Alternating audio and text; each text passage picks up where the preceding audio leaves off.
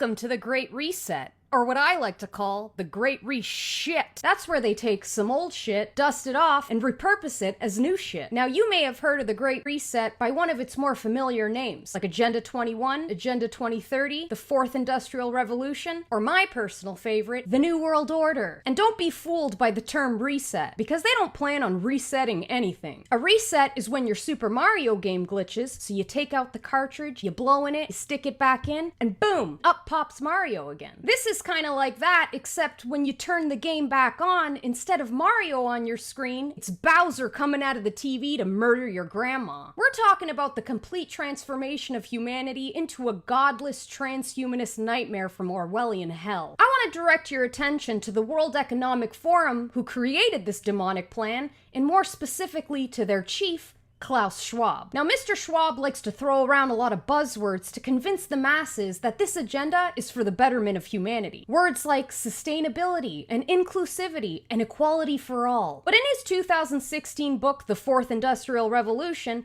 he's a lot more candid about the elitist plan for world domination. Let's skim through some excerpts from this literary masterpiece, shall we? The tools of the Fourth Industrial Revolution enable new forms of surveillance and other means of control that run counter to healthy open societies. Oh, well, that sounds helpful. Public crime is likely to decrease due to the convergence of sensors, cameras, AI, and facial recognition software. These technologies can intrude into the hitherto private space of our minds, reading our thoughts and influencing our behavior. Sounds a lot like mind control, but that's a conspiracy, so it can't be. As capabilities in this area improve, the temptation for law enforcement agencies and courts to use techniques to determine the likelihood of criminal activity, assess guilt, or even possibly retrieve memories directly from people's brains will increase. Even crossing a national border might one day involve a detailed brain scan to assess an individual's security risk. And last but definitely not least,